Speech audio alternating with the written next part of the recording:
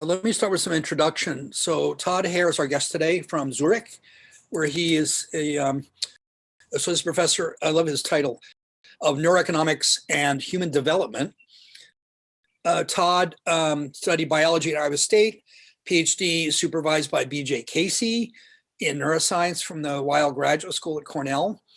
He came to us at Caltech for 3 years as postdoc, working with Antonio and me, and then to Zurich, where he does neuroeconomics. And I think Todd is an incredible collaborator. He sort of ticks every box in what you want, good high trajectory investigator to be doing. He's worked on a range of papers involving self-control. I think it's fair to say he got more computationally minded working with us on different things, and this paper today is sort of at the high end of being very serious about computation and what the brain is actually trying to do. He's been very successful fundraising, partly because he's inventive and extremely sort of careful, a great collaborator. He has big ideas, but makes step-by-step progress. It's hard to say enough terrific things about his talent. And he's emerging also as a kind of young leader in the field, working within the Society for Neuroeconomics and in other areas. He won a Young Investigator Prize from the Society for Neuroeconomics, which is a real, it's very competitive because there are a lot of really talented people. And we're very proud to have him as a kind of alumnus of the postdoc sort, and cannot wait to see more exciting things he's going to do in his career, beginning with today. Okay, thanks very much, Colin. So I was happy to hear Colin still refer to me as young, because recently some of the assistant professors here keep referring to me as a senior colleague, and I'm not sure if I'm ready for that or not yet. But in any case, so today I'm going to talk about a project together with Jonathan Schaffner, Philippe Tobler, and Raphael Polania, where we are going to try to convince you that neurocodes in early sensory areas maximize fitness rather than the common assumption that they would maximize mutual information or accuracy. And so I just want to point out that this was a group effort, and that Jonathan and Rafa were really doing the lion's share of the work in terms of conceiving and executing this project. And I just get the pleasure of presenting the results for you today. So let's start by talking about how the brain should process information from the environment. A couple of facts: the world is complex, the brain has limited resources, and using those resources is costly for the brain, for the organism. And so it's pretty widely agreed that the brain needs to implement forms of efficient coding. Now, there are several different forms that this might take, but the basic idea that we're going to talk about now is sensory encoding, where there's some stimulus from the environment. We're going to denote that as S. Let me switch to the laser pointer here. And you're going to observe this with one of your senses. Then this is going to be encoded by a population of neurons into some neural response R. This is happening in the early sensory systems. And then downstream, this can be decoded by other regions of the brain, and you get some estimate of that stimulus, S hat. And the idea is that this process should be as efficient as possible to maintain information about what S is, but it's limited. You can't have a unique code for every S, so you have to efficiently allocate your limited resources to get a good estimate of S hat, given your objective function. Now, it's been commonly assumed that neurons should represent the world as accurately and as efficiently as possible by exploiting information about the statistics and the regularities of the environment. This is an idea that goes back half a century. And it began with sensory cortex, where the assumption is that this is to be done as accurately as possible. That's what we're going to revisit a little bit today. But the idea that you need to use the knowledge of the environment remains, that this is a key aspect of efficient codes. So let's assume that we are an insect for a second. we're flying around the world and looking for flowers. Because from those flowers, we can get nectar, we can get pollen. This is a reward for us. And our sensory system is adapted to use contrast to identify flowers from the rest of the environment. Here we have contrast just normalized between -1 and 1 on the x-axis. And on the y-axis, we have the frequency that we see different levels of contrast in the environment. And so from this distribution here in black, we can see that contrasts around in the middle range are much more common than the extremes of low and high contrast. And so to solve the efficient coding problem, we need to put some thresholds in where we can discriminate one level of contrast from another. That's what these purple lines represent. But the key is that we don't have unlimited resources to place as many thresholds as we want. Instead, we have to just use as many as we can and place them efficiently. And what is efficient is going to depend on the goal. Here I've laid out an early example where, because there are many more contrasts in this range that you're going to observe in the environment, you place more thresholds here, but there are relatively few thresholds out here toward the edges, and so you're going to space the thresholds wider in this area. And this would be one example of using something about the frequency distribution of contrasts to efficiently place the thresholds. This is just a cartoon example, but the exact locations of where to place these thresholds is going to depend on what you want to code for in the end. Now, this idea of efficient neural codes can account for many different aspects of behavior. This is a very selected and incomplete list, but there's been a lot of work in this in the domain of perception, also in more upstream processes such as valuation and learning, as well as at a more general level for risk and time preferences that doesn't necessarily refer to the way something is encoded in a particular part of the brain, but that the way these utility functions should work over risk and time preferences. So there's a range in which this work has been done at a very concrete pathway in the brain, or a more general normative process that should happen when you're evaluating goods in the environment.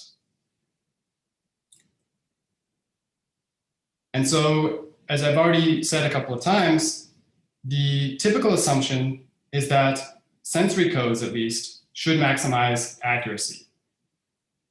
Now, this is a reasonable assumption. It's an intuitive because it fits the general purpose of a sensor.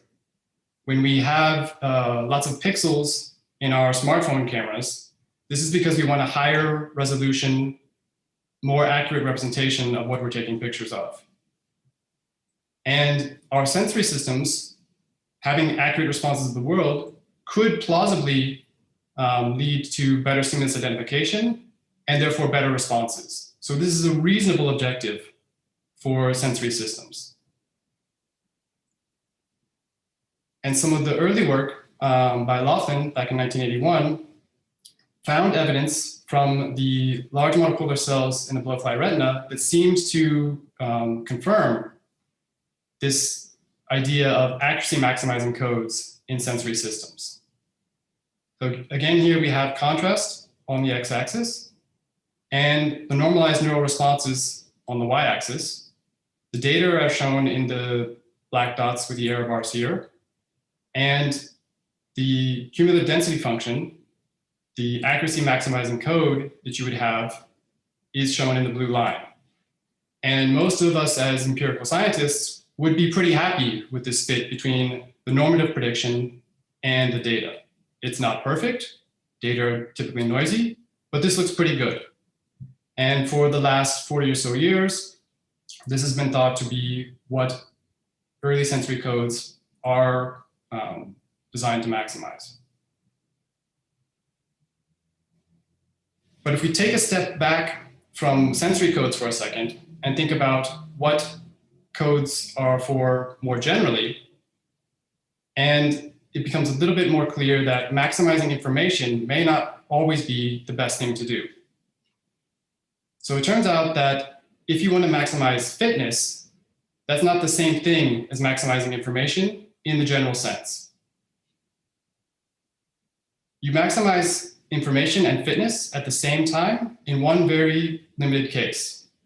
And that's when the utility you get for taking the appropriate action for S is uniform across the entire range of the stimuli that you're trying to distinguish. So in this case, if we identified that the contrast was in this bin, we took the appropriate action, we'd get some amount of reward. If we identified that it was in this bin, took the appropriate action, we get the equal amount of reward. Sorry, I have fancy motion-sensitive lights that determined they're not going to work right now. But the point is that the only case where you maximize information and fitness at the same time is where you have a uniform function of reward over the stimulus distribution. If instead you have some increasing function of utility as a function of the stimulus, or decreasing, or anything that's not uniform, then the code that maximizes fitness no longer equals the code that maximizes accuracy. The intuition behind this is that when there is a relationship between the contrast value in this case, or whatever stimulus you're looking at, and utility, then both the probability and the cost of errors depend on the distance between thresholds. And when that's the case, you want to keep the thresholds smaller than you would if you're just trying to maximize the probability of being correct for an equal cost for any mistake. Oops.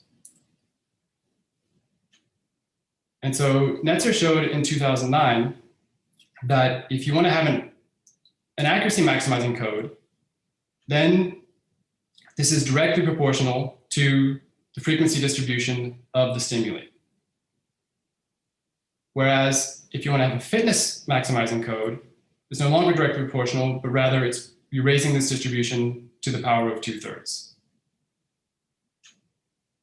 And what this does, if we look at this in a simple cartoon form, is rather than having extremely high density in the center of the high probability distribution, we spread out the thresholds a little bit more evenly across the space. We're still putting more in this high probability density area than we are in the lower density regions, but we've made it a little bit more even. And this is the effect of switching from the power here, which is implicitly 1, to 2/3 to maximize fitness instead of accuracy. Now, if we revisit the blowfly data from Laughlin, this is the same figure that I showed you before, but now we're going to plot both fitness and accuracy maximizing codes.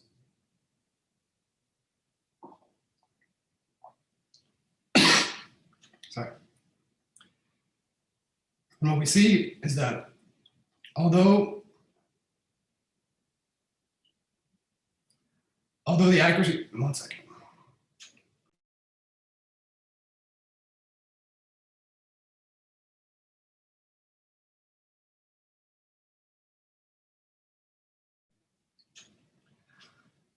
Although the accuracy maximizing code is close to the data, the fitness maximizing code provides an almost perfect match. So this might look just like a small degree of change when we plot it in this form, but if we reformulate the plot so that we're plotting the probability of a neural response as a function of the range of possible neural responses, we can see now that there's a much bigger difference between the fitness maximizing code here in orange and the accuracy maximizing code in the gray dotted line, and that the data are much closer to the fitness maximizing code than the accuracy maximizing code. So this is pretty clear evidence that these very early sensory systems, the retinal cells, are better fit by fitness maximizing than accuracy maximizing normative predictions. Again, this isn't fitting the data in terms of trying to fit parameters. These are the 0 degrees of freedom normative predictions for the responses. But we can, of course, connect these normative models to models that you would actually fit. In this case, we're going to connect it to a general form of power law efficient codes. And so just as a reminder, the idea that we have is to take an input stimulus and create an estimate of that stimulus that is as accurate as possible under some conditions of our goal. And we can think of this in terms of specifying a loss function. How much difference between the true stimulus and the estimated stimulus that we create based on our neural response, how are we going to penalize differences from this? And so the penalty here is the LP loss norm P, and that determines the imprecision, the penalty on imprecision, and how that's going to relate to the distance between your estimate and the true stimulus. So Wang, Stocker, and Lee have showed that the mapping function that minimizes the LP loss for any given stimulus distribution, f of s, is shown here. Now, this should look very similar to the normative codes that I showed you before. It's an integral over f of s to some power. And if we want to make the connection very explicit, we have here the transformation between this power leading us to 1 means that p has to be equal to 0. So the the Infomax code is equivalent to a power law efficient code with an LP norm of 0. Whereas fitness would be maximized by a penalty parameter equal to 0.5. And we're going to use this to make connections between the normative predictions and fits that we can actually create to the data. One thing I'll point out is that Park and Pillow recently published a study where they did do a fitting exercise with power law efficient codes using various different levels of the P parameter. And what they find is that the best fit in their case is achieved by a penalty parameter equal to 0.5. And now we know that that's actually the normative solution for an efficient code that maximizes fitness rather than accuracy.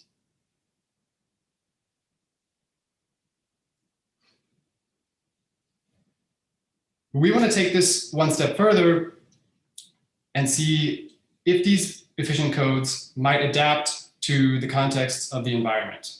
So presumably, the blowfly retinal responses that we've been using as our data so far are shaped by evolution. And that this is the code that they've been optimized for over a long, long period of time. Our question is, do efficient codes in early sensory neurons also adapt on a shorter time scale? So we're going to run a series of experiments in humans to test that prediction. The task is going to involve 3 steps. We have an estimation task, and then a decision task in one of 2 contexts, and I'll explain those briefly.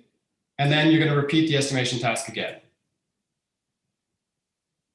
So let's talk first about the estimation task. This is quite simple. On every trial, the participant begins by fixating on this cross here in the center. And then a cue appears pointing to the left or the right to tell them where the target stimulus is going to appear. They see the cue for half a second, and then the target appears for 0.6 seconds. The target is a line oriented at a particular angle. And after 0.6 seconds, a Gabor patch appears, and the participant needs to rotate this patch so that it matches the angle of the line. Once they've done that, a short break, and they repeat for many different orientations of this line. All of those orientations are drawn according to the probability distribution of angles in natural scenes. So angles that are close to horizontal or vertical, known as cardinal angles, appear much more often in natural scenes than angles that are close to 45 degrees or oblique. And we are drawing from this distribution of angles during all of the tasks, the estimation task and the decision task, regardless of the reward context. We're always using this probability distribution to show the angles. So the frequency distribution stays the same. Now, within the decision task, there are two different versions of this. These happen on different days. Participants come in 2 separate times to complete the task. And on one day, they'll do the decision task in the accuracy context, and in another day, the reward context. The decision task is very simple. They see pairs of Gabor patches. Again, they're always fixating on the cross in the center of the screen. We're eye tracking them, and they have their chin and headrest, so we know that they're not moving their eyes. And they see this for 0.6 seconds. And the goal is to figure out which one is more diagonal, which one is closer to 45 degrees. And in the context of accuracy, they win 15 points if they make the correct response, regardless of the angle of the two stimuli. They're shown the feedback that the angles were 12 and 25, but this doesn't matter. They get 15 for being correct, or 0 if they're incorrect. So this means this is the special case where the payoff is uniform across all levels of the stimulus. And here we would expect that the best thing you can do is infomax coding. In context reward, on the other hand, you're paid according to the stimulus that you choose. The best thing you can do is choose the one closest to 45, because the payoff rule is equal to the diagonality. So a stimulus that's 25 degrees will give you 25 points. One that's 12 degrees will give you 12 points. So you always want to pick the one that's more diagonal, but your payoff is proportional to the diagonality of the stimulus. And so here, participants should use a fitness maximizing code rather than an infomax code.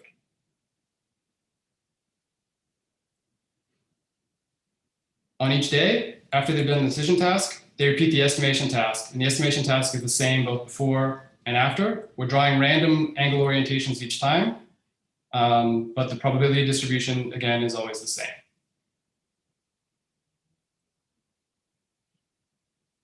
So this pair of tasks allows us to make very distinct predictions for behavior if you're using infomax efficient codes versus fitness max efficient codes.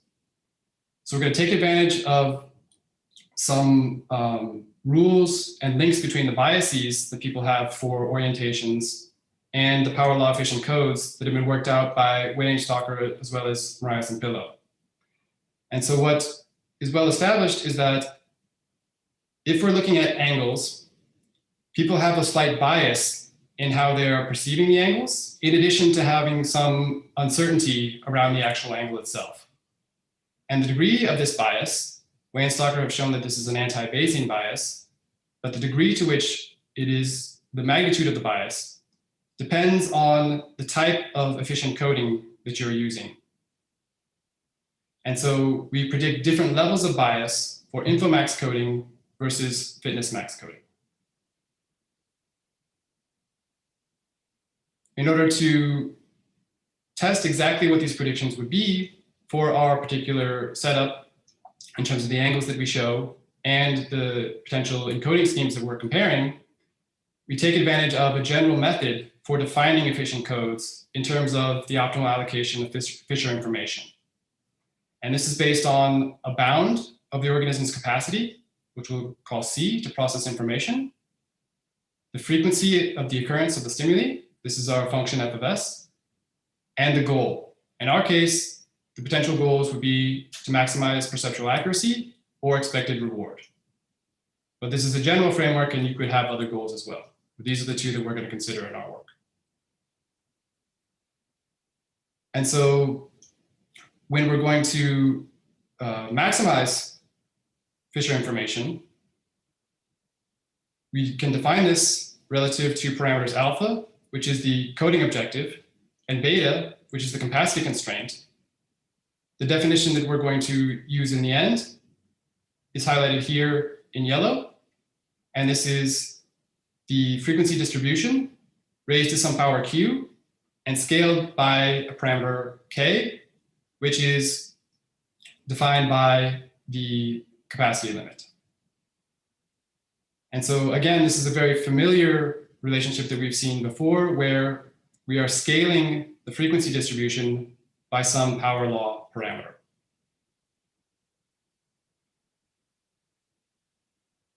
So Q is multiply determined.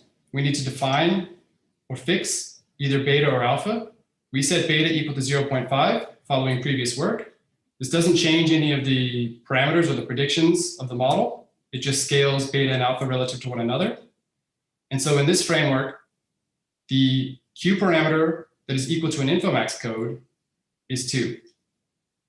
And the Q parameter that's equal to a fitness max code is going to be 4/3 and would still correspond to an LP norm parameter of 0.5.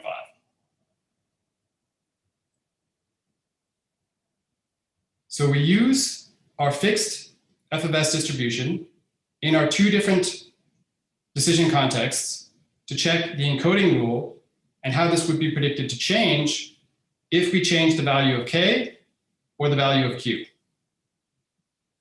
And we're going to compare what would happen if you increase capacity, you allocate more resources and increase your sensitivity, versus you changing the coding objective. So let's look at the coding objectives first. What happens if we change the power law parameter q? And we're going to focus in on the case where it's 4/3, which is fitness maximizing, or 2, which is InfoMax. Now, in both cases, we see that in the decision task, performance should be better for cardinal orientations near 0 than for oblique orientations near 45. But there's also an interaction between the fitness max and the InfoMax coding, where InfoMax coding should be better for cardinal angles, but fitness max coding should be better for more oblique angles. Fitness max coding will also lead to a reduction in bias overall, but particularly in this middle area between the cardinal and the oblique orientations. And if we look at the variability of responses in the estimation task, we would again expect an interaction if there's fitness max coding, where there would be increased variance for cardinal angles and decreased variance for more oblique angles relative to InfoMax.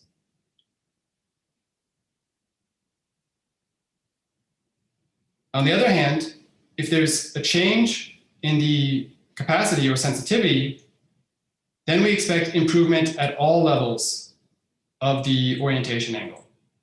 As we go from low values of k to higher values of k, we increase performance in parallel along the entire distribution.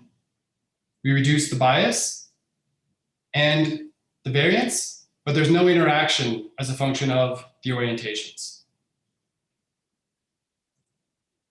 So this leads to qualitatively different expectations for the two potential changes across our decision tasks.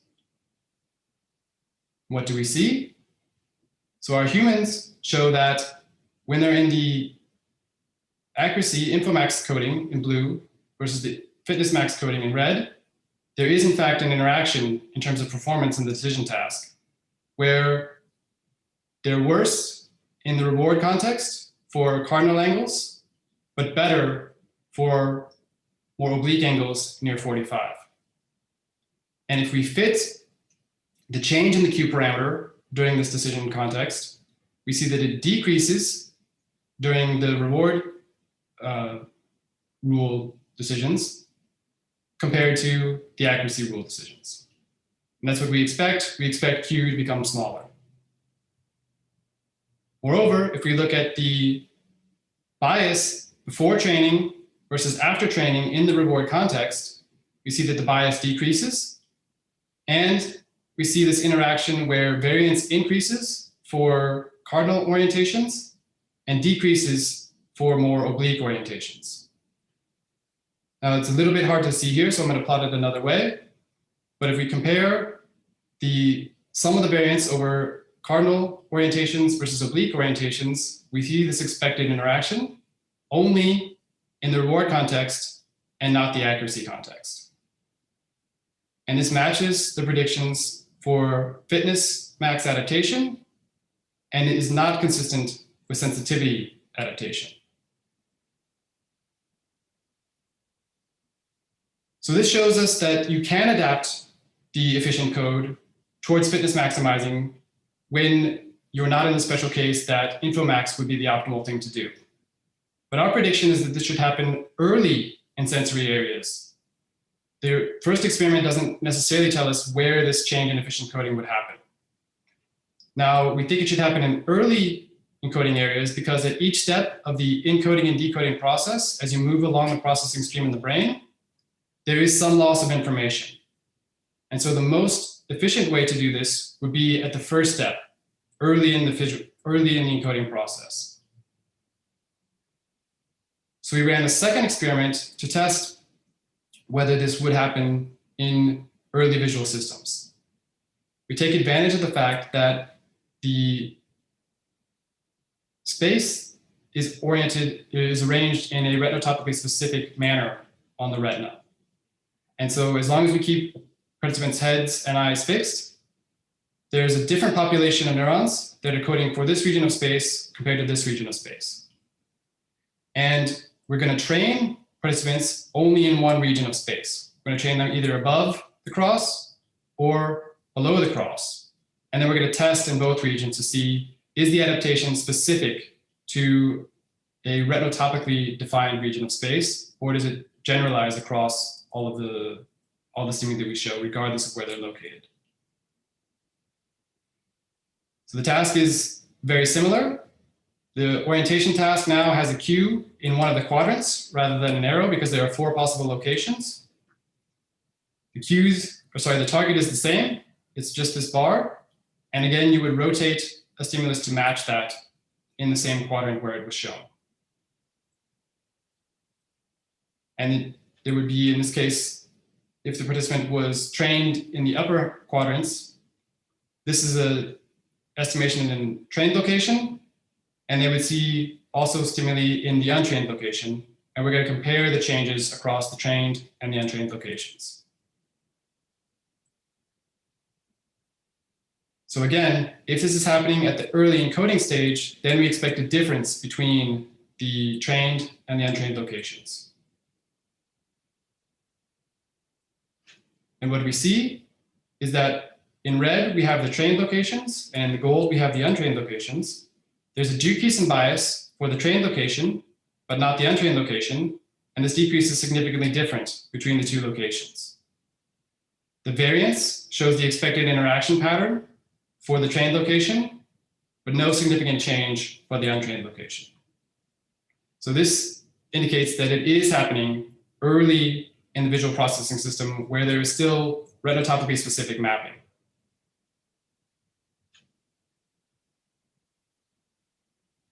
So to briefly summarize, we show that efficient codes in early perceptual neurons maximize fitness, and they will maximize accuracy only in special cases where InfoMax is the reward maximizing strategy.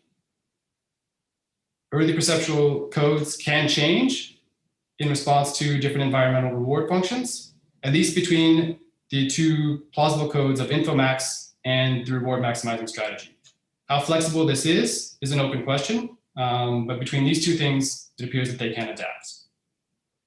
And just to lay out some more open questions that I will forewarn you, I don't have the answers to for the fireside chat, but we can discuss them anyway. I think there's some important follow-up work to determine where and how are multi-attribute stimuli efficiently encoded. So we've been dealing with unidimensional stimuli that only vary along one dimension. What would happen if say both the orientation and the color of the lines determine the reward? We would predict this should happen in early sensory integration areas so that this code happens as early as possible to minimize loss, but that's an open question that needs to be addressed. The other very interesting question is, how are early sensory codes modified? We've shown that with just 1 hour of training in our decision tasks, these codes can change, but we don't know how that changes yet.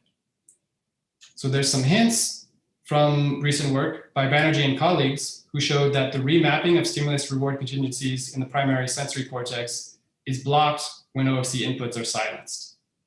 This indicates that there's probably some necessity of top-down information from OFC. OFC is known to code information about rewards, but also deals with credit assignment. And so this top-down information about the stimuli may be necessary for remapping of early visual codes as well.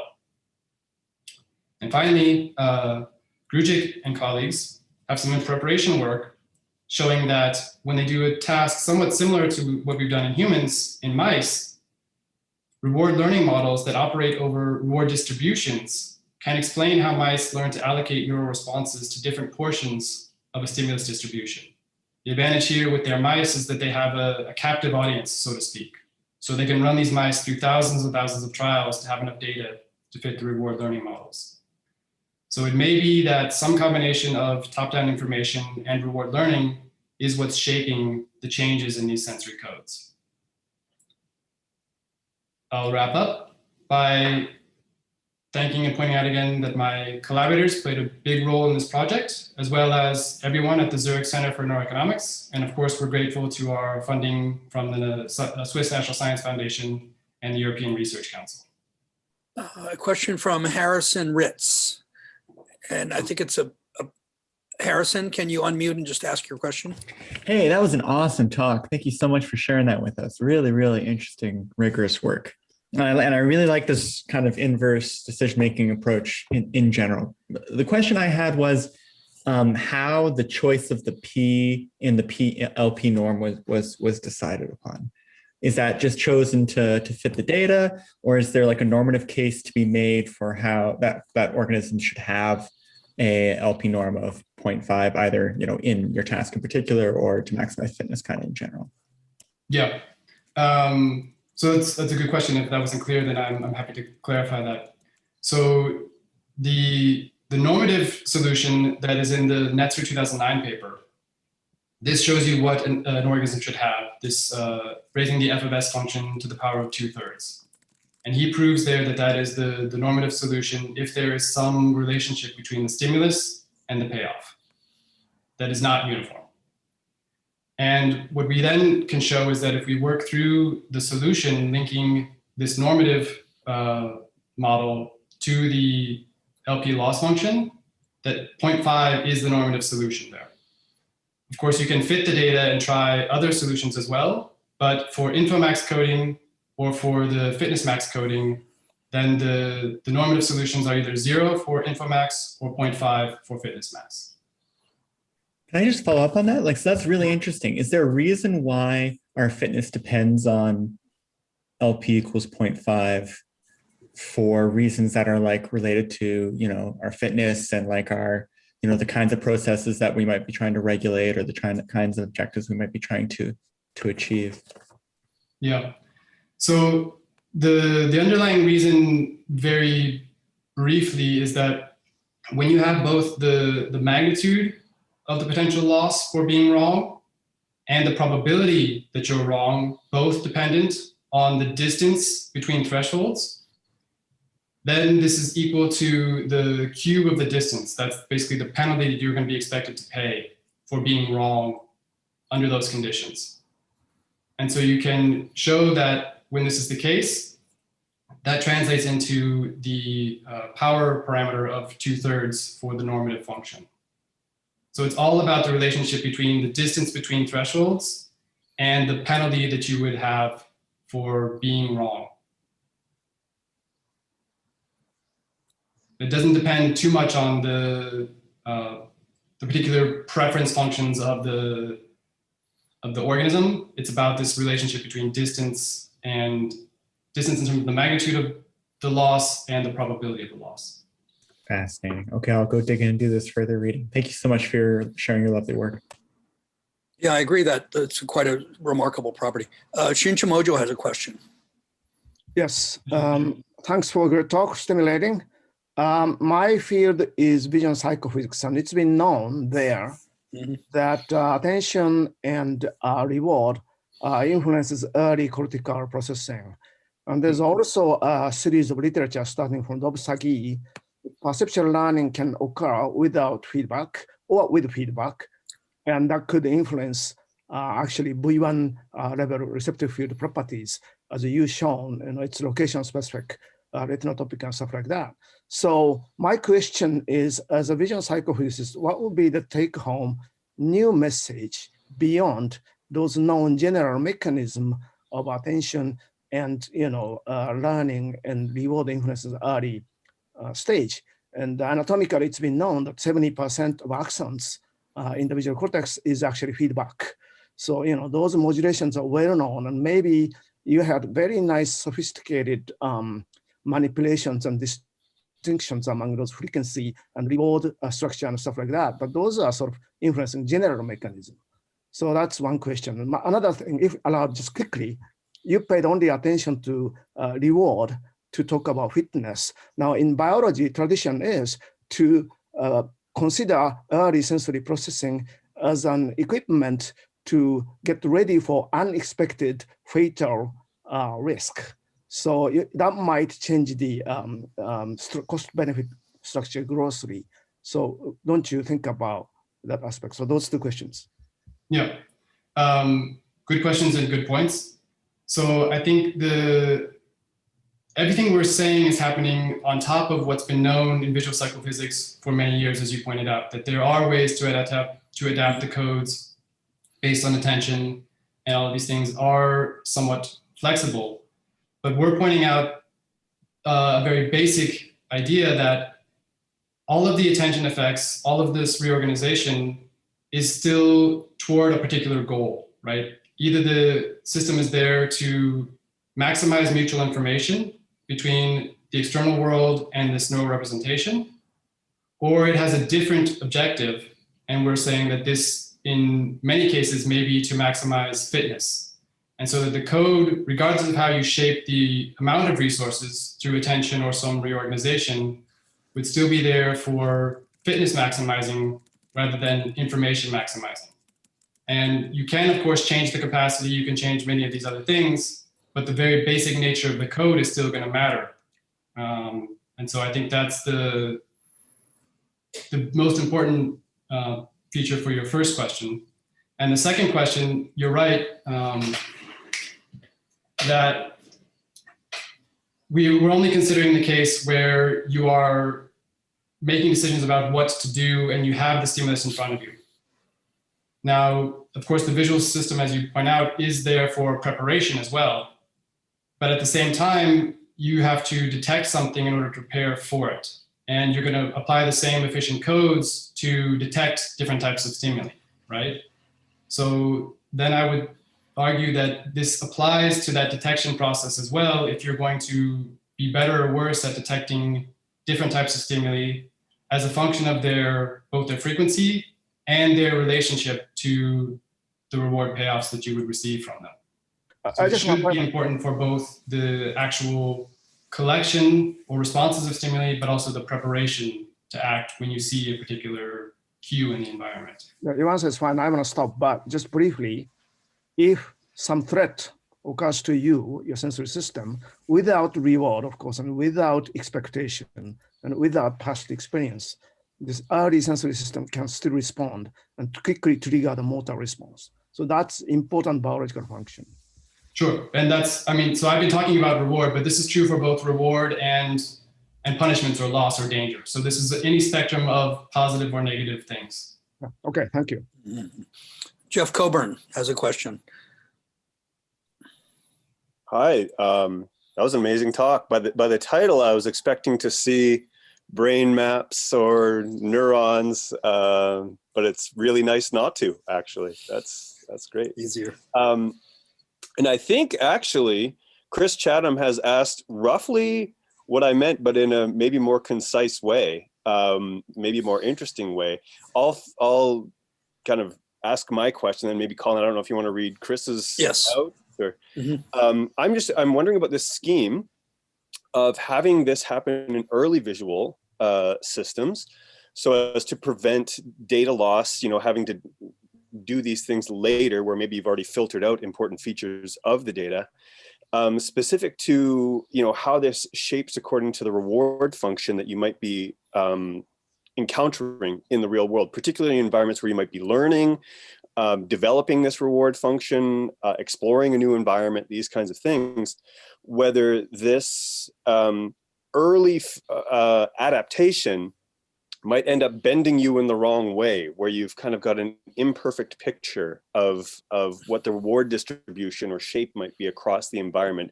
And so you pre-filter versus having something a little bit more raw up front, but doing some kind of reward-based adaptation further on down the line. And I think Chris has kind of a similar type question, but maybe backwards to that. Okay. Yeah, I haven't had a chance to read what's in the chat yet, but I'll share my thoughts on this, and then we can move on to Chris's question. So this is an important point, and that's why maybe I should clarify what I was saying there at the end in terms of adapting to different environments. So the fitness maximizing code is actually very general for a lot of different potential reward functions. And so this would be more of a, do you use InfoMax or do you use the fitness max code? And so whether you have a relationship between a stimulus and a reward of a different slope or even perhaps a negative slope, that doesn't matter. The fitness maximizing code stays the same. And what you're talking about in terms of the fact that the code you use in the early system is of course going to have an influence on the downstream systems. And if you're changing this early system code very rapidly all the time, then you basically have to change the code all the way through the system, right? And that becomes not very efficient. And so the fact that there are perhaps a limited number of codes that you would use in the early system, depending on whether you're just trying to maximize information or maximizing fitness, means that you don't have to do this complete remapping for every change of stimulus reward relationships in the environment. It's just, am I maximizing information or am I maximizing fitness? And they're usually very distinct types of stimuli that fall into those classes, right? So one reason that we picked orientation angles for our human study is that this isn't really mapped to reward in the human experience of the environment for the most part. This is used for navigation. And so we thought there, okay, if the system is sort of pre-prepared to be able to shift between InfoMax and fitness maximizing, this would be a good experimental paradigm to do that in. Good. So I don't know if that answers your question, but we don't think that there are a huge set of potential codes in early visual or other sensory systems, but there might be these two, maybe more, I don't know, but these sort of two very distinct systems or distinct coding schemes that you could switch between based on what your objective is. I see, yep. Let me ask Chris Chatham's question for him, because, or her, which is, I code is related. Anyway, I'll just read verbatim. Can this framework be applied in reverse to estimate something about the reward functions that shape more complex visual discrimination tasks? For example, facial emotion recognition. I recognize this application may go beyond what you've shown. For example, goes beyond retinotopic areas, but I'm hoping to hear speculation about whether this could enable us to recover the latent reward function that might shape discrimination of more complex social stimuli. Yeah, right. And it was sort of assume maximization and then infer whether the fitness max has the structure, a different structure that's hypothesized, or maybe there's some nonlinearity or something of that kind. Right. Because the fitness max code is so general across so many different reward functions, I don't think this is going to be possible. It would be a cool idea for sure, but I don't think, because it's so general, you basically can only tell whether they're fitness maximizing or not. And that means they have some latent reward function, but that was probably not the question of interest. You knew that there was something, you wanted to know more specifically what it was. But I may be confused on this, so let me try to clarify on behalf of everyone, hopefully, which is, by fitness maximizing, you mean you're trying to judge the degree of difference, sort of the size of difference between two stimuli, let's say Gabor patches, right? Yeah. But you can certainly imagine that there would be nonlinearities in which very small differences don't matter, and differences twice as large matter a lot towards some, threshold functions. Yes, so finish the question. is this same general fitness max, how robust is it to something like a nonlinearity of the reward function stimulus difference? Right. So, of course, if you're having very complex reward functions, then this is going to break down at some point. What the necessary criteria is that there is some relationship between the distance between the thresholds and the amount of loss that you would get. Now, this could work reasonably well, although I'm not sure this is included in the proof. I'd have to go back and look at Nick's paper, but say you have a quadratic reward function over stimulus. That's probably true for a lot of things, but that still maintains this relationship between the distance between the thresholds and the amount of loss. Now, if you get something that's doing strange loops within thresholds, then this is going to break down. But then you would almost certainly have, I would think, a reward function that's based on more than one stimulus. So remember, we're talking about a one-dimensional stimulus in this case. And that's why I brought up in the open question. So what happens when you have reward that's based on multi-attribute stimuli and you can have more complex reward functions? I would think that it's probably still the case that for each individual attribute, there is a relatively simple monotonic relationship between that attribute, maybe the square of that attribute and reward, that could be combined in a complex way, but you probably have at the early sensory level still a monotonic relationship between stimulus and reward in most cases. But these are interesting questions to look at. You can think of cases where the link between a particular stimulus feature and reward is more complex, then we can test this. Great. Okay, Antonio Rangel has a question. Hey, Todd. I'm not convinced the coding is happening on the sensory, that the experiments show that. And let me explain where I'm coming from. Yeah. I think the problem of neural coding is fundamental, as many people in the call have also expressed enthusiasm for the question. And I also think it's important to recognize that this issue of noise and limited computational constraints or computational cost apply not only sensory areas, but throughout the chain that produces the behavior. So in the field, we need to somehow be careful about separating. We see evidence from some sort of neural coding with some properties in the entire chain of computations versus it happens somewhere specific. So I applaud you for trying with the second experiment to differentiate that thing.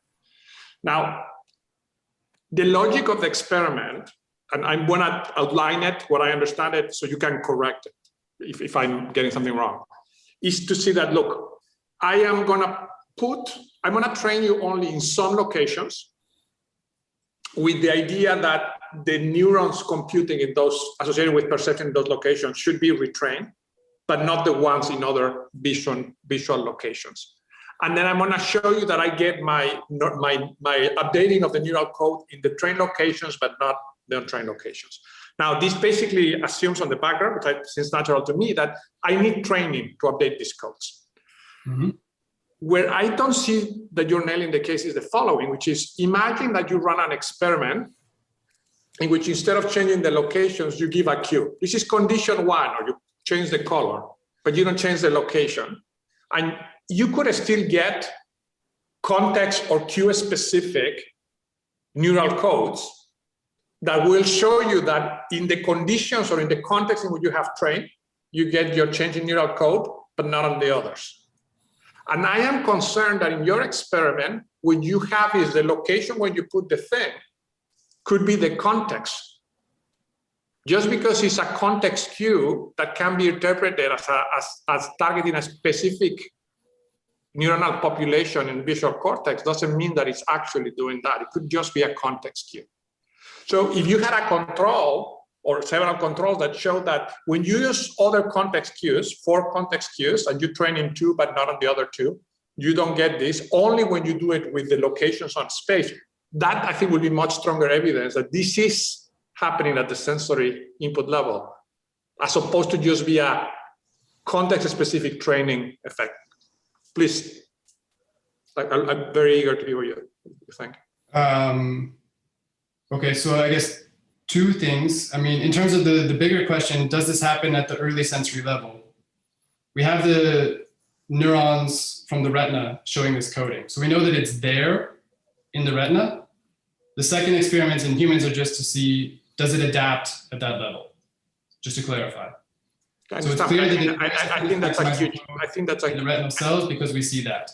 But don't you think it's a huge jump from the experiments in the flies that are probably extremely highly trained to the humans who are doing 200-300 trials or 1,000 trials? Look, Todd, by the way, I'm pushing because this is a fundamental methodological question for our field. I just want you to know this is worth for us to discuss. And I know that Camilo also had a question about related things in the chat, so please chip in, anyone. Yeah, I mean, so that was the first part of the answer that, okay, we know it's there in the early system. Does it adapt? That's still an important question. And so for your question or your hypothesis that it's a context cue, I can't rule this out, but in the second experiment, they only have one rule. It's always the reward rule. There is no accuracy rule in the second experiment. There's just the reward rule in one location during training, and then we test in both cases. So why they would apply a different rule because the stimulus is in a different location in terms of the context rule, if we've never trained them in the other one, seems a little bit, I find that hard to imagine why a participant would do that. I could see your point, and I failed to point this out during the talk, that if we had trained them for both the reward rule and the accuracy rule in different locations and then tested for this, that would be something else. But we only train them on the reward rule. So I think it's not very likely that they change to some other reward function just because of location in this case. Thank you. But we could try your control. I think it's a good idea, but I'm not convinced that this is a probable explanation for our data. Let me just say thank you, Todd. And I see more of your logic and kind of the priors that you're using in building the chain of inference. Just for the purpose of discussion, if others here have questions about how do we isolate which aspect of the computational change in decision making is at work, I would love to hear your thoughts, because I think we need to do a lot more work as a group on this. Thanks. And the other thing I would say is that, I mean, someone was expecting to see brain maps and was happy not to have them. We were happy to be able to provide some evidence without them, but of course that's a next step. This isn't we haven't nailed the coffin fully shut. I think we have pretty convincing evidence, but I think this is, as everything, it's still open to collecting more evidence.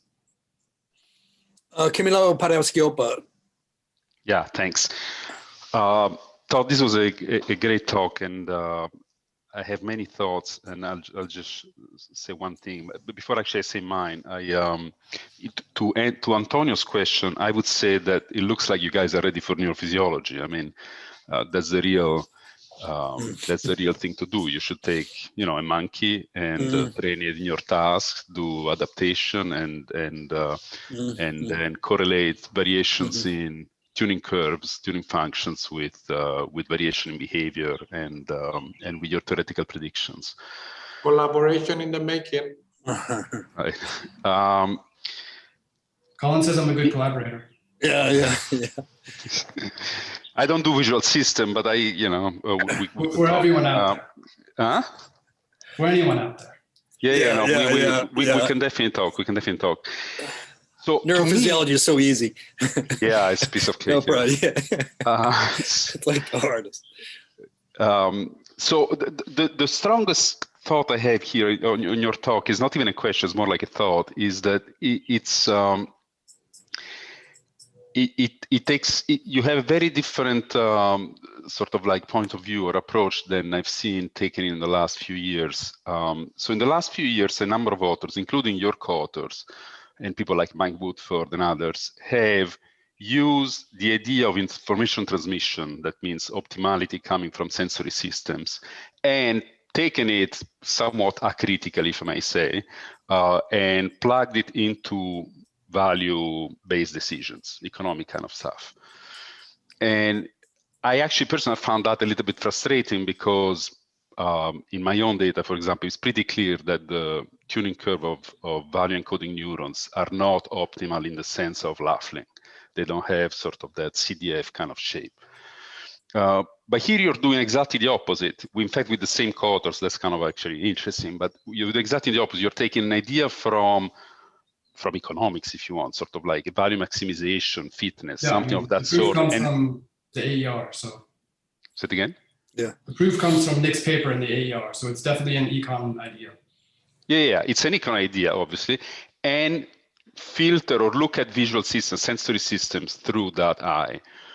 And to me, that actually makes a lot more sense. And in fact, it is in the spirit of Barlow, because what Barlow's first idea was like about efficient encoding. He was saying efficient encoding for what? Because in the end, the bug has to go about life and survive at its best. And if you have that goal and as a creature and the sensory neuron in your eye should provide the rest of the brain the maximum information. That's what kind of the story. So there was always sort of the idea of fitness behind it. You here are pitching, Infomax versus fitness, and it makes perfect sense. But the reason Infomax is even a decent candidate is because you are a sensory neuron. If you were not a sensory neuron, that wouldn't make sense at all. So in other words, Barlow's concept was actually not that far from the story you're telling, except sort of then all the build-up went into the idea of information transmission as opposed to what that information transmission was supposed to serve in the first place, which would be something like fitness. In any case, looking a little bit, again, this is not really a question, but more a comment. It seems like you guys are taking almost the opposite approach that I've seen taken in the last few years, which is taking concept from sensory neuroscience and looking at value-based decisions with those eyes. I don't know if you want to comment or take this comment as you wish, but that's kind of like what I take from your paper. Yeah, I mean, we're definitely not the first ones to do this. I think Arthur's on this call, and he thought of this a long time ago, that there should be principles of economic utility transferring down through the sensory properties of organisms. And this is something that we're taking pretty seriously in this work.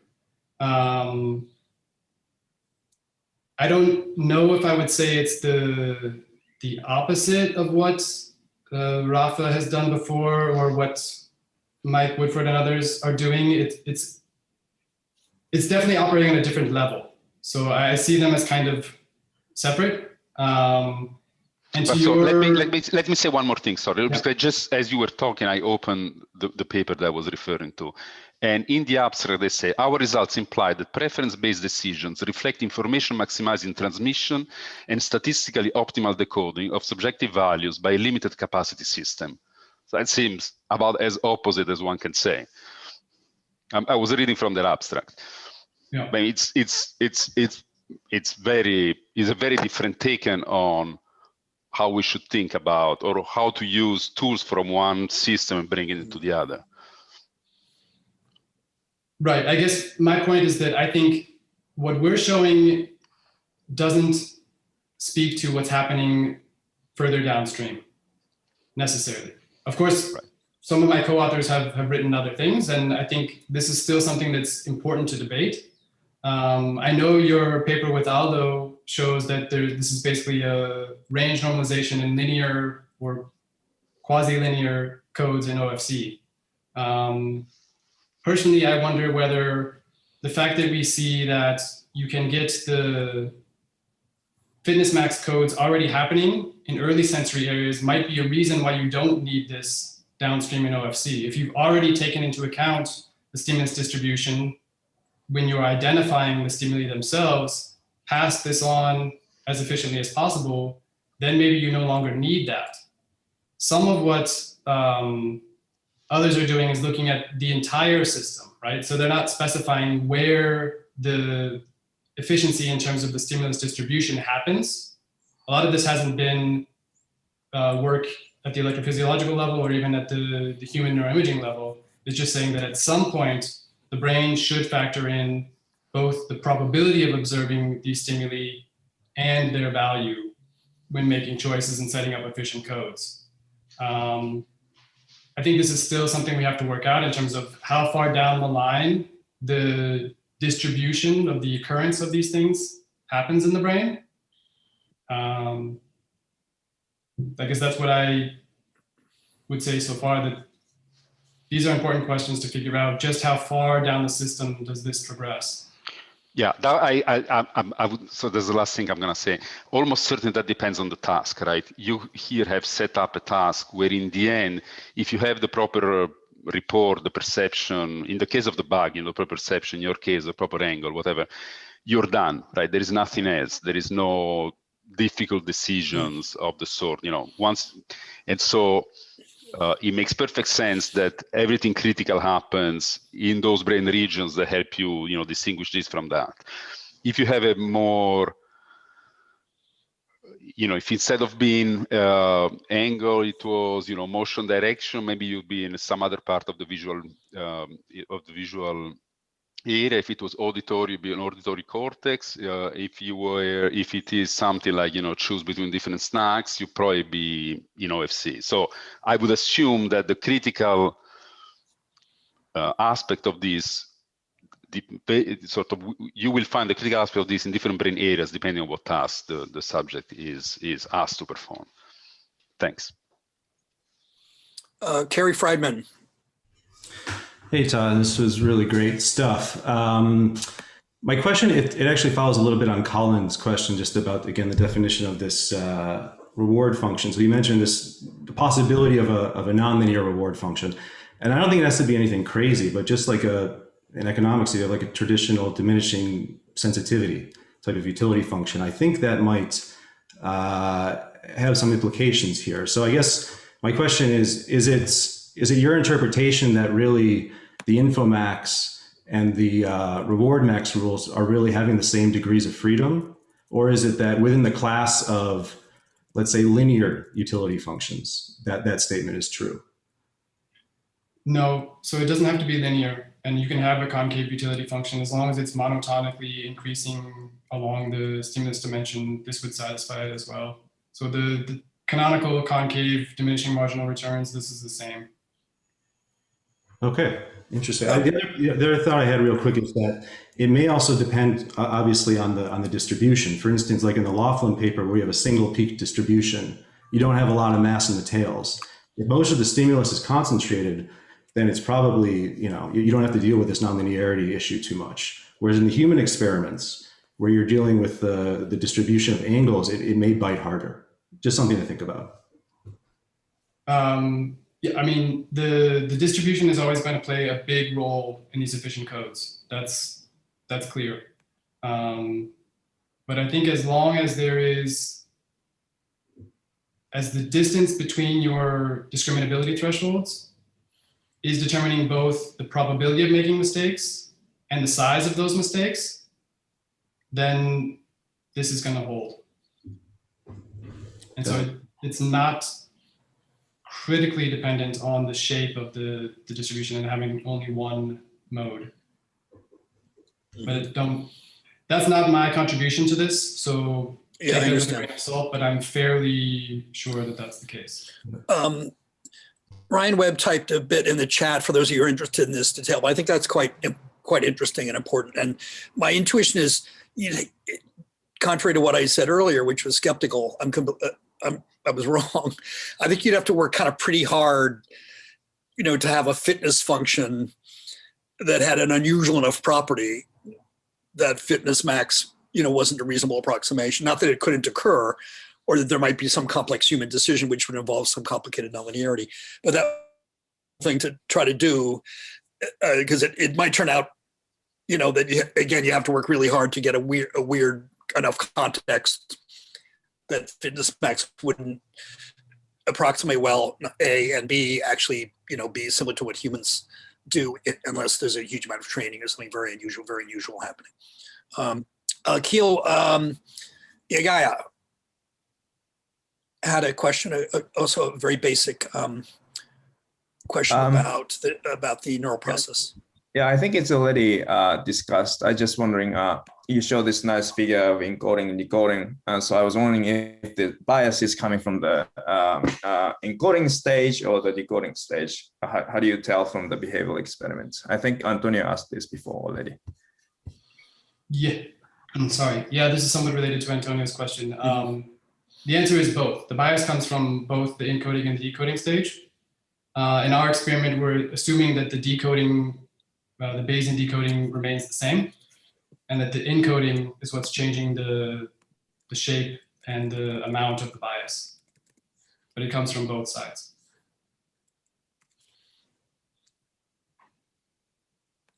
Arthur Pratt-Caribin. Apologies if I mispronounced your name.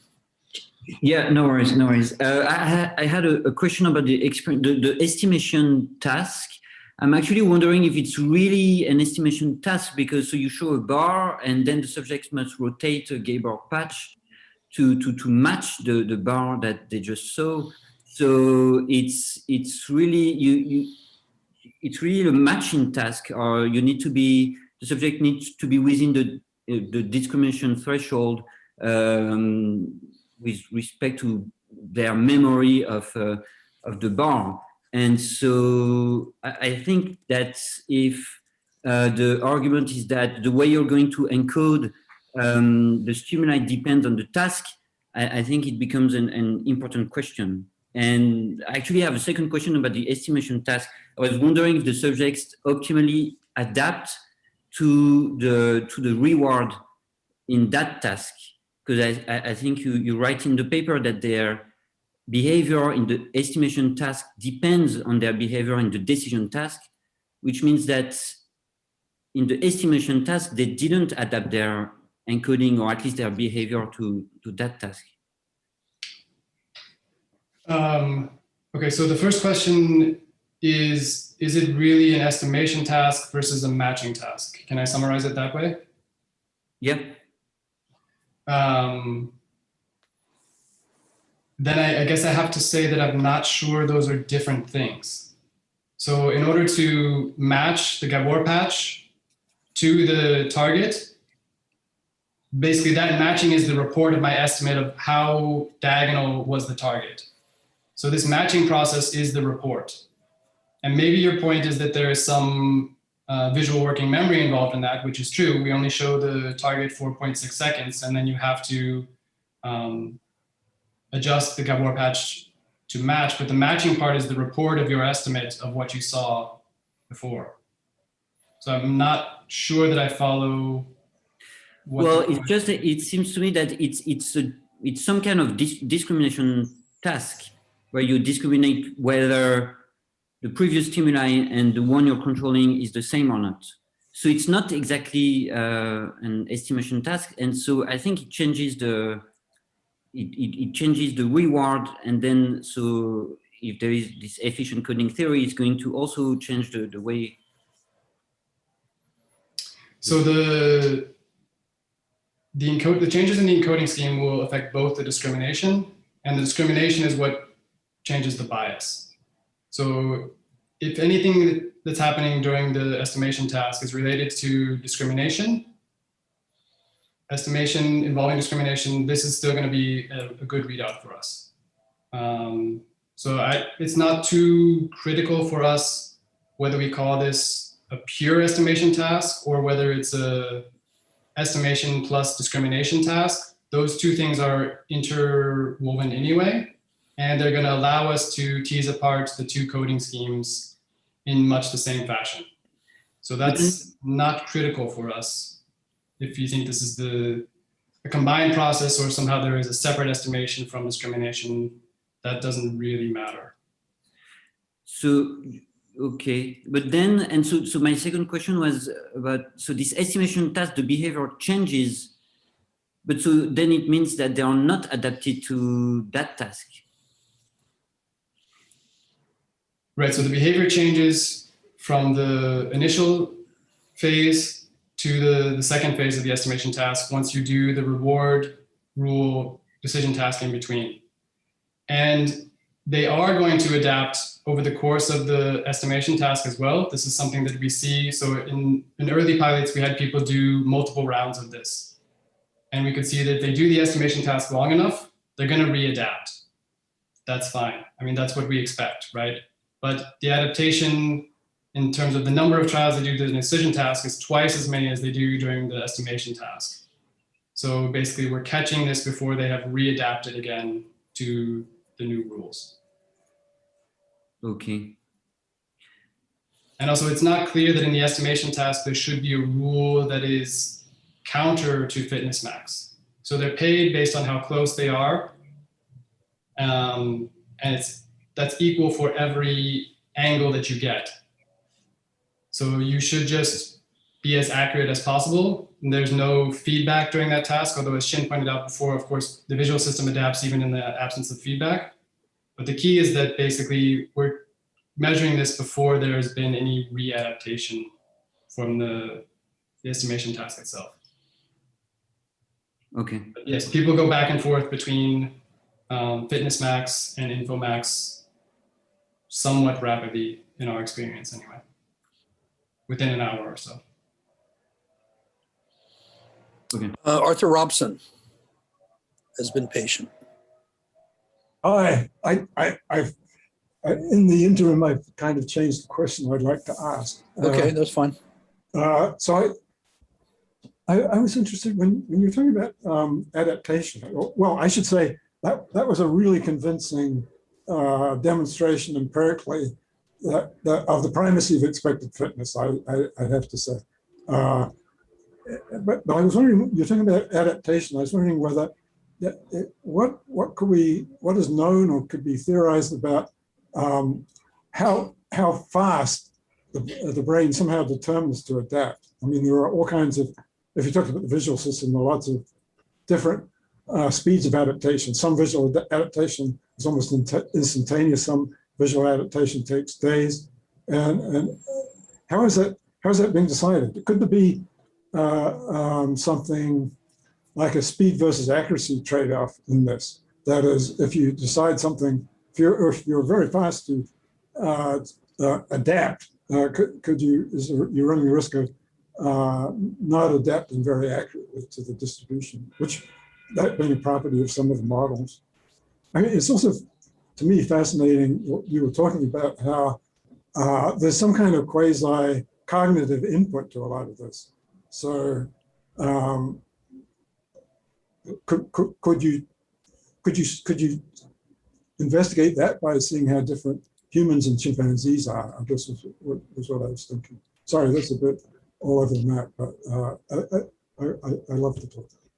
Yeah, I mean, to some extent, Rafa and his collaborators with the mouse studies are already doing this, right? So they're doing a very similar setup where mice are discriminating between different orientations of visual Gabor patches. And there they have different rules, and the mice can learn this. Of course, they learn it slower than humans because we can't just tell them what the rules are. Okay. But even down to this level, it's possible to learn and to show the expected changes in terms of the efficient coding effects on performance and biases. Your first question about how long does this take and when will this happen on a fast scale versus a slow scale, I think is also a very important question. It relates to some of the first questions about, okay, if we're adapting willy-nilly to different environments, how are we maintaining any sort of consistency over time and all of these things? We don't know much about the time course yet from our empirical work. We have basically done it with 400 trials in the decision task. This works. Doing 800 doesn't give you stronger effects. But beyond that, we don't know what the range of timing is going to be. But I fully agree that this is something that's important to look at and try to figure out. We have a very clear change in rules. We tell the participants explicitly, okay, now you're going to be paid off based on the orientation or just being correct or incorrect. So when you have to learn this from the environment, which is normally going to be the case for organisms, I'm sure this is slower, and perhaps when there's uncertainty about what the rule is, this will be a more gradual process. But I think the timing of all of this is an important question. Unfortunately, I don't have an answer yet. I mean, there is a fascinating flavor of liking things because you tell yourself that you should in some of this. Or not should exactly, but something getting It would be in your best interest to eat more broccoli. Your preferences are what you decide there. Yeah. I have a question going back to, we have a few more minutes and the chat questions we've gone through. So if you have a last minute question, this is a good time to type it in. Going back to think about the natural statistics, you showed a picture and what I think of as a stylized fact about the distribution of orientations in nature. I was thinking about Joe Henrich and colleagues have this famous paper about weird in behavioral brain sciences about how we meaning meaning psychologists mostly, but social scientists, I think, pretty generally, except for anthropology, overstudy, Western college kids, basically. So most psychology textbooks make claims that are basically just really only a function of people in Western educated, industrialized, rich democratic countries, which is a subset of the world, a minority. And one of the things there's a point to this I'm getting to, in Joe's paper is, if you think of the Muller-Lyer illusion, right, there's a line of fixed length, which is either surrounded by carrots facing in or carrots facing out. That is not an illusion to people who live in the jungle. It's just not. So it's not perceptually universal. And that led me to think, going way upstream from your research, are these natural statistic orientations geographically universal? Because it seems like in, say, built cities in developed countries, you have a lot more, buildings and pavement, and in, say, rainforests could be quite different. And if that's an interesting thing to study from the point of view of the general questions here that have to do with adaptation and kind of prior beliefs and what have you. Yeah, my guess is that if anything, it's going to be more extreme. This distribution where you're favoring horizontal and vertical orientations. Yeah, it could be, right? I mean, who knows? In the natural world. And I'm sure in each individual's experience, this is slightly different. So in the work by Simoncelli, you can back out people's priors about the distribution that they're looking at. And there is some variation across people. Again, these are the weird sample that you referred to, but even there's variation in what their priors for visual orientation angles are. And yes, in the rainforest, there may be slightly more diagonals or things that are further from true vertical or horizontal. Yeah. I mean, this natural scenes is what the prior that we used is based on. It may be more extreme in urban environments, I could imagine. So I don't think it's identical for everyone, but It's going to share the same basic properties where cardinal orientations are going to happen more often than oblique orientations. And some of that is just kind of gravity, right? And other very high level properties of physics or what have you. Right. But yeah, working out the prior distribution for efficient codes is a key thing. Can I ask a question, Colin? Yes, exactly. So Antonio, you have the last question. Just I want to go back just to finish with big topic question. I actually want to go back to the themes that Camilo brought before, because these are things that I have also spent some time thinking about and I struggle with. And it's not as specific about your paper, it's more general. And it would be great to hear your thoughts. So in your task, the issue, or in a task like yours, in which you have to, the reward associated with a stimulus depends on the very fine properties of a stimulus that are hard to discriminate, okay? This issue of sensory coding is very natural. So we need to worry a lot about these neural codes, potentially, all across the place. And the more complex the space becomes, maybe the more relevant these things become. If there are many, many attributes, fine discriminations may matter a lot. But imagine if you are in the space of your previous work, apples versus oranges, or the space of experiments, like the classic experiments, with monkeys by Camilo, in which you have these very, very distinct stimuli, 3 dots red, 2 squares blue, in which it's very hard to believe, that there is issues that you're really confused about what the stimulus are there. So is it fair to say that there are experiments in which these issues of neural coding are potentially very important for the field, because part of the difficulty of the task is identifying the stimulus that you're facing? And then there are a lot of other experiments that we have worked on the field, which are fundamentally different. The sensory inference problem is not there. It's more about how do you optimally code reward, etc. Thoughts for anyone, especially for Todd, but I'd love to hear more of you guys' thoughts on this. And Camilo, so I think so sorry. Your point that not all of the decisions that we make are based on sensory evidence, that's quite clear. There's a whole push for people looking more at sampling from hippocampus or wherever else we may store memories. And so I think the source of the information is going to be really important. And of course, if you don't need sensory or at least fine-grained sensory discriminations, then the sensory codes are going to be less important for those decisions. It may be that some ability to recall information accurately from the hippocampus is going to change how you make choices, or the way that you have stored or perceive anything about the probability or something based on your experience, right? So I think in cases where you have very perceptually distinct and limited number of stimuli, this perceptual encoding isn't really going to bite very strongly on the way organisms make choices there. Those are a fair number of our choices because we and other animals are creatures of habit. They see many things quite often. They repeat behaviors. But I think a large fraction of what we do is going to be driven by the cues that we see in the environment and the way we evaluate what's good and what's bad in our current space. So I would agree with what you and Camilo are saying, is that there's some separation between different types of decision making. That's clear. Final last question. I hope a quick one. We're really at the end of our time, by Ian Kravich.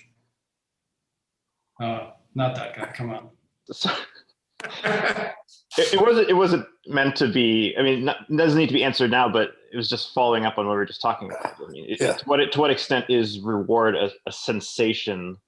Like, is if we increase reward, are we increasing a stimulus, magnitude, like with brightness or sound or other things? So the question is, are stimuli equal to reward? Well, is the other way around. Is reward information or is it sensation? I guess is one way to think about it. Well, we just said that there are different types of choices. So I'll reiterate that. But I think that in general, sensations are associated to reward, but are not reward themselves. So this is information. I would say it's more often information than the actual receipt of reward. Of course, when we're talking about juice or something like this, these things can be intermixed, but it's still about information, right? Like when I perceive that this is orange juice, I recognize this, I get information, but I also enjoy the taste of orange juice. So it can be mixed. But when I see an orientation angle, that's not rewarding in and of itself. I don't have any experience of pleasure from the orientation directly. I'm not more motivated necessarily unless that's been linked through my experience and learning that this is a signal that tells me I can get something that I like or want. Good. Thank you, Todd, so much for a crystal clear and really provocative and, for me, eye-opening talk. about something very important. Thanks to everyone for their questions and feedbacks. Yeah, and thanks everyone for joining and being thoughtful.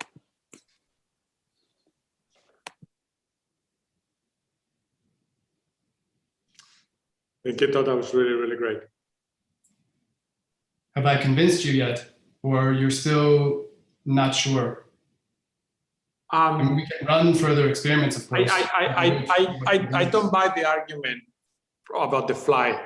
I thought your other point about They're two separate arguments. The second argument, line of argument, I found much more convincing. I think it wouldn't hurt to have the extra check, because I actually thought that it was a very nice part of the study is trying to get at that, specificity. And don't get me wrong, does it move my posteriors? That is about sensory, without a doubt. I just think it doesn't nail it yet. That was just my point. Yep. Well, it's good to know, because we're obviously going to follow up on this in some ways. Did the control that I was talking about make sense, potentially? I think maybe I have to write it down and follow up with you on it. I think I have it, but I'm not sure practically how to implement it. We can talk in one of our meetings. Basic idea of some other cue that might signal context. Without having associated with the specificity of the visual cortex location, yeah. Yeah. Have a great evening. Bye, everyone. Okay, see you.